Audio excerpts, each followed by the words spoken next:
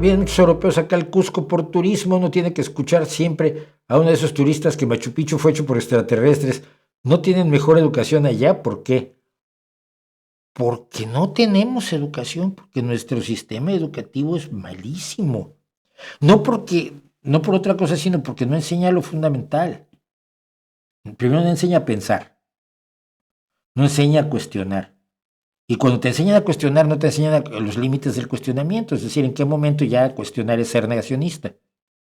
Oye, ¿las vacunas funcionan? Está bueno dudarlo, es magnífico, ¿eh? Cuidado. Yo creo que es válido. ¿Las vacunas funcionan? Sí.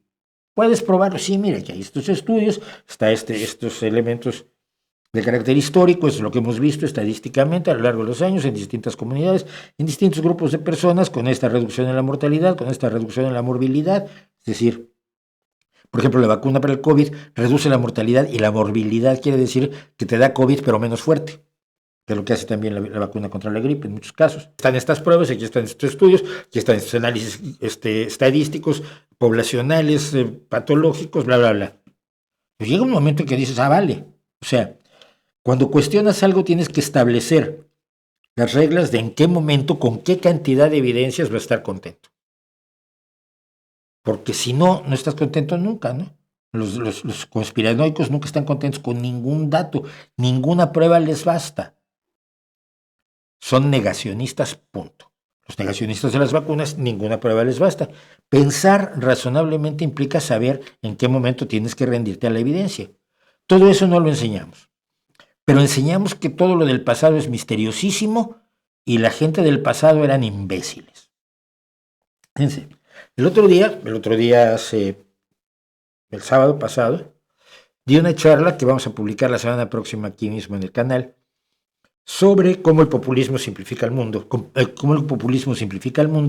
que se la di a los chicos de Juventudes Socialistas, del grupo juvenil del partido en el que yo milito, he decidido militar, y en un momento dado les decía yo que es que tenían que estar mejor informados y tenían que aplicar el pensamiento crítico porque ellos van a vivir en el futuro. Yo me queda un tiempo, pues no estoy muriéndome como muchos quieren, pero cuando yo me vaya van a estar a la mitad de su vida. Ellos van a vivir en el futuro. ¿Qué futuro van a construir? ¿Con qué información lo van a construir? Si tenemos el avance de la anticiencia, que antes promovía mucho más la izquierda, y lo dije yo en este libro, la izquierda Feng Shui, y ahora tenemos a la derecha del chakra roto, ¿no? Donde la derecha está promoviendo todas estas estupideces para júbilo incluso de mucha gente de la izquierda que dice, ajá, yo sabía que las vacunas no servían y ahora soy anti-yanqui, soy de izquierda, pero ahora que Robert F. Kennedy es ministro o secretario de Salud y Derechos Humanos, ya ven cómo yo tenía razón. Y así es como se llevan la vida. Entonces, Carla, te van a decir eso muchísimas personas porque nadie les ha dicho que otra cosa que yo les dije a los chicos de Juventudes Socialistas.